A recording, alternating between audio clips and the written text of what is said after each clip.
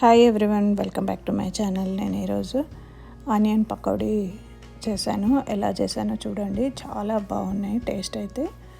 Onion సన్నగా ఒక 4 కానీ 5 కానీ తీసుకొని, పెద్ద ఆనియన్స్ ఉల్లిగడ్డలు తీసుకొని అవి సన్నగా పొడవుగా ఇలా కట్ చేసి పెట్టుకోవాలి. దాంట్లో సరిపడంత చూసుకొని పచ్చిమిర్చి సన్నగా కట్ చేసి పెట్టాను. కరివేపాకు కూడా కట్ చేసి వేసుకోవాలి సన్నగా తరిగి. ఇలా శనగపిండి మాత్రము నేను గిన్నెలో పట్టించిన పిండి తీసుకున్నాను 2 కప్స్. దానికి 1 టేబుల్ స్పూన్ బియ్యం పిండి కలుపుకున్నాను. కారం సరిపడంత, ఉప్పు సరిపడంత, మనం స్పైసీ తినంత చూసుకొని వేసుకోవాలి. ఆల్రెడీ పచ్చిమిర్చి వేసినాం కదా. కొద్దిగా జీలకర్ర. ఫస్ట్ ఇలాగ మొత్తం కలుపుకొని పిండి అంతా అన్నిటికి పట్టేటట్టుగా కలుపుకొని వాటర్తో నెమ్మదిగా చూసుకుంటూ కలుపుకోవాలి. మరీ లూజు కాకుండా మరీ గట్టిగా కాకుండా తడుపుకోవాలి.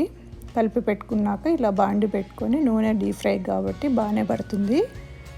ఎక్కువ ఆయిల్ వేసుకొని ఇలా నూనె బాగా వేడయ్యాక వేసుకుంటూ తిప్పుకుంటూ, ఎక్కువ మాడనియకుండా తిప్పుకుంటూ ఇలా వేగించుకోవాలి. దోరగా వేయించుకోవాలి. చూసారా ఎంత మంచి వేగాయి.